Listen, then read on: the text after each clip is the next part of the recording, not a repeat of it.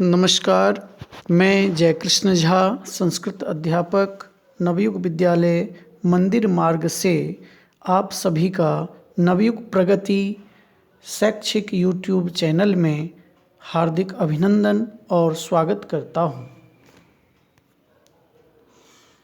कक्षा सप्तमी, विषय संस्कृतम, एकादशः पाठः, शीर्षक समवायोः दुर्जयः।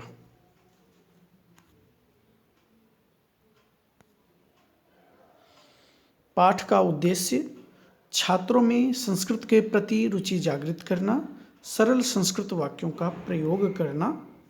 पाठ का परिचय। प्रस्तुत पाठ में चिड़िया की रोचक कथा है।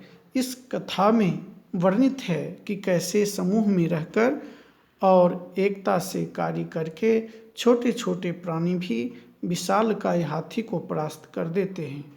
बहुत से निर्मल प्राणियों का समूह कठिनाई को जीतने योग्य बन जाता है। अतः इस कहानी से हमें शिक्षा मिलती है कि सामूहिक एकता में शक्ति होती है। गद्यांश। पूरा एकस्मिन् वृक्षे एका चटका प्रतिवसति स्म। प्राचीन काल में एक पेड़ पर एक चिड़िया रहती थी। कालेन तस्याः सन्ततिः जाता। समय से उसके बच्चे हुए। एकदा कश्चित् प्रमत्तः गजः तस्य वृक्षस्य अधः आगत्य तस्य शाखां शुण्डेन अत्रोटयत्। एक बार किसी मतवाले हाथी ने उस पेड़ के नीचे आकर उसकी शाखा को तोड़ दिया। चटकायाः नीडं भुवि अपतत्। चिड़िया का घोंसला भूमि पर गिर गया। तेन अंडानि विशीर्णानि। उससे अंडे नष्ट हो गए। अथ सा चटका व्यलपत। अब वह चिड़िया रो रही थी। तस्याः विलापं श्रुत्वा काष्ठकूटः नाम खगः दुःखेन ताम् अपृच्छत् भद्रे किमर्थं विलपसि इति। उसका रोना सुनकर काष्ठकूट नामक पक्षी ने दुख से उससे पूछा, भली चिड़िया, किस लिए रो रही हो? हिंदी अनुवाद। प्राचीन काल में एक पेड़ पर एक चिड़िया रहती थी। समय से उसके बच्चे हुए। एक बार किसी मतवाले हाथी ने उस पेड़ के नीचे आकर उसकी शाखाओं को तोड़ डाला। चिड़िया का घोंसला भूमि पर गिर गया। उससे अंडे नष्ट हो गए और वह चिड़िया रोने लगी।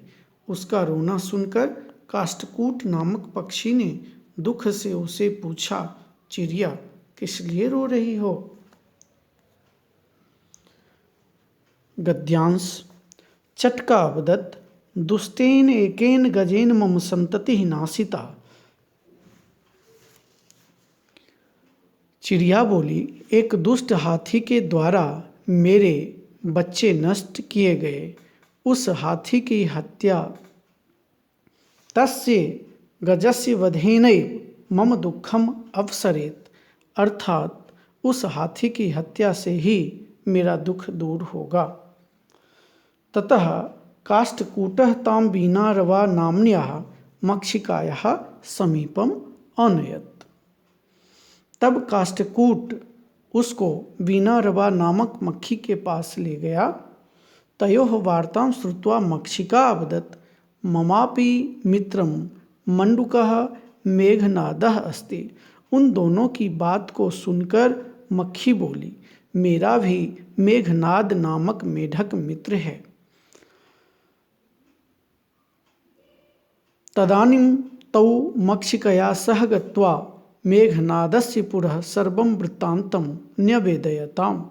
जल्दी ही उसके समीप जाकर जैसा ठीक है करेंगे। तब उन दोनों ने मक्खी के साथ जाकर मेघनाद के सामने सारा समाचार बताया। हिंदी अनुवाद। चिड़िया बोली, एक दुष्ट हाथी के द्वारा मेरे बच्चे नष्ट कर दिए गए हैं। उस हाथी की मौत से ही मेरा दुख दूर होगा।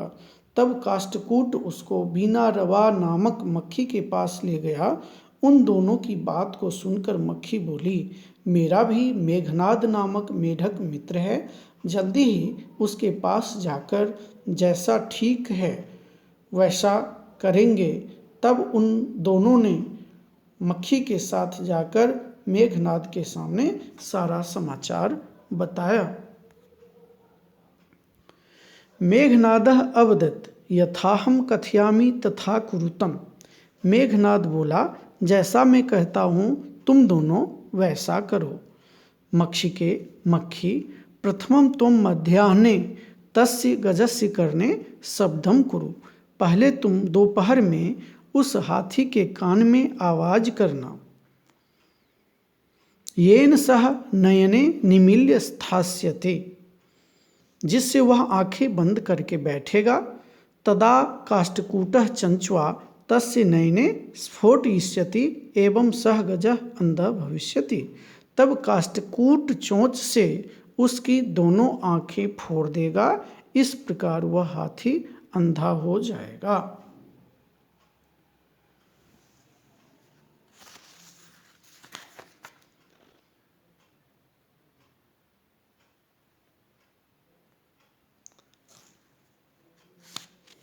तृषार्तः सह जलाशयं गमिष्यति। प्यास से पीड़ित वह तालाब पर जाएगा। मार्गे महान गर्तः अस्ति तस्य अंतिके अहं स्थास्यामि शब्दं च करिष्यामि। रास्ते में बड़ा गड्ढा है, उसके पास में बैठूंगा और आवाज करूंगा। मम शब्देन तम गर्तं जलाशयं मत्वा सह तस्मिन्नेव गर्ते पतिष्यति मरिष्यति च। मेरी आवाज से उस गड्ढे को तालाब मानकर वह उसी गड्ढे में गिर जाएगा और मर जाएगा। अथ तथाकृते सह गजः मध्याह्ने मंडूकस्य शब्दम अनुसृत्य महतः गर्तस्य अन्तः पतितः मृतः च।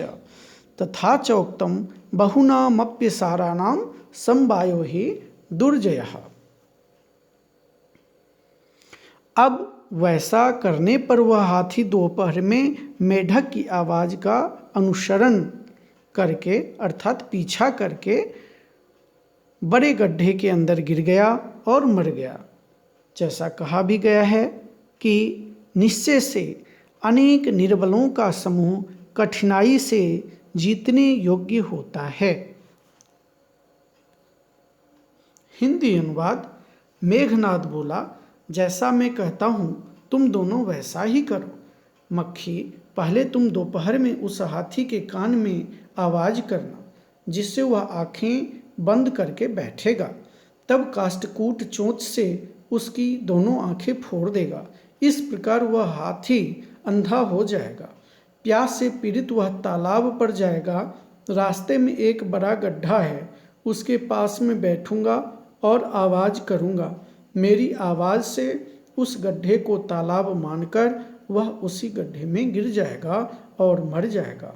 वैसा करने पर वह हाथी दोपहर में मेढक की आवाज का अनुसरण करके बड़े गड्ढे के अंदर गिर गया और मर गया।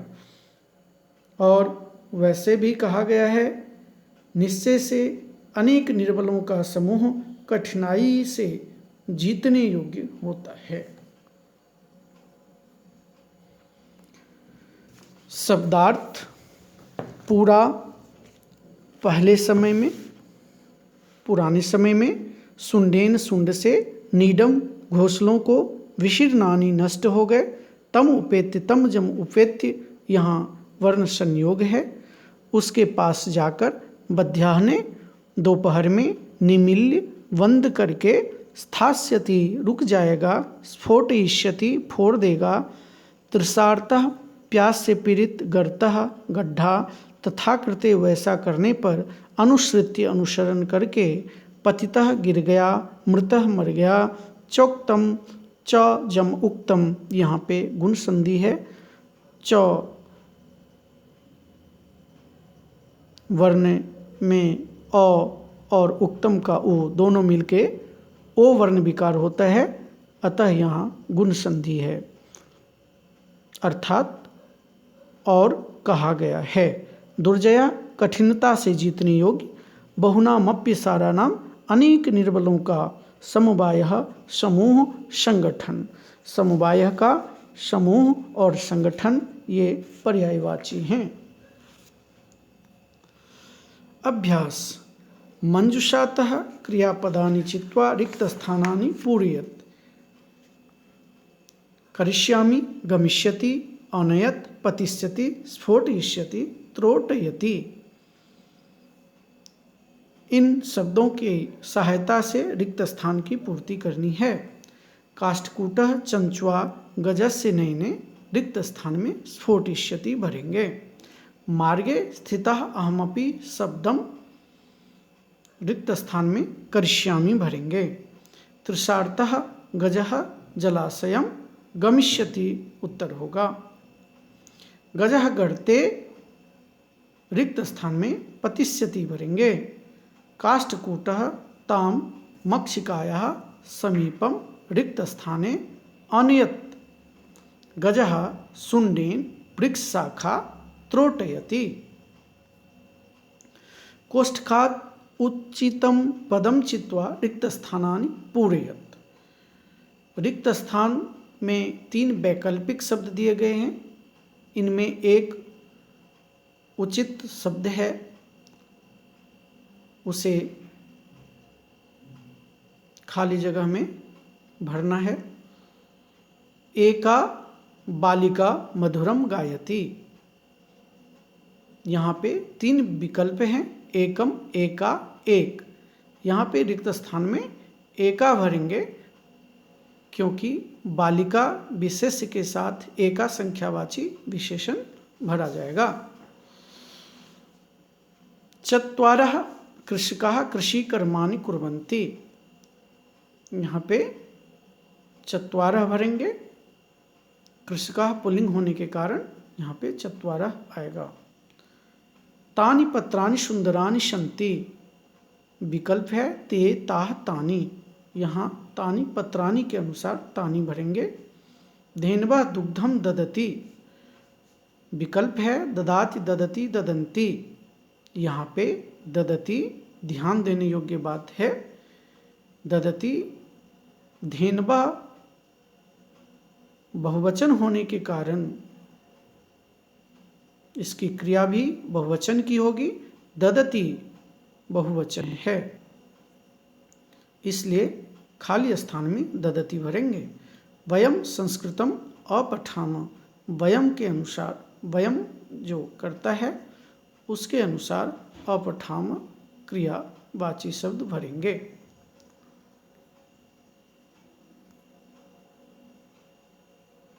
प्रश्नानाम उत्तराणि एक पदेन लिखत। वृक्षे का प्रतिवसति स्म। उत्तर होगा चटका।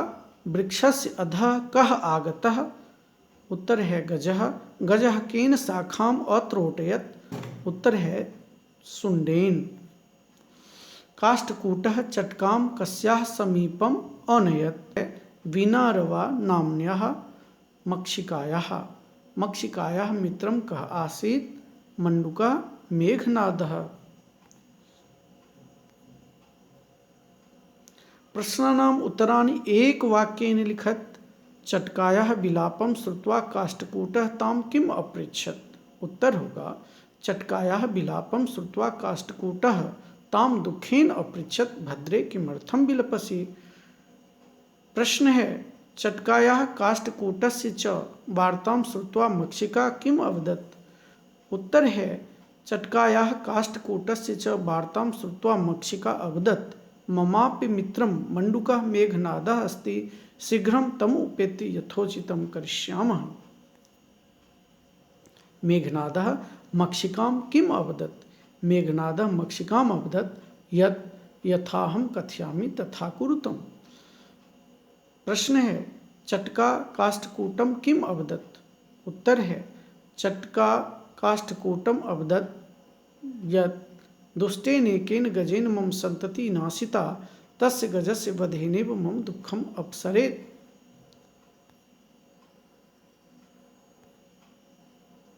उदाहरणानुसारं स्म शब्दं योजयित्वा भूतकालिक क्रियां रचयत यथा वसति स्म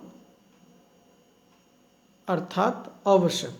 स्म लग जाने से वर्तमान काल की क्रिया भूतकाल में परिवर्तित हो जाती है।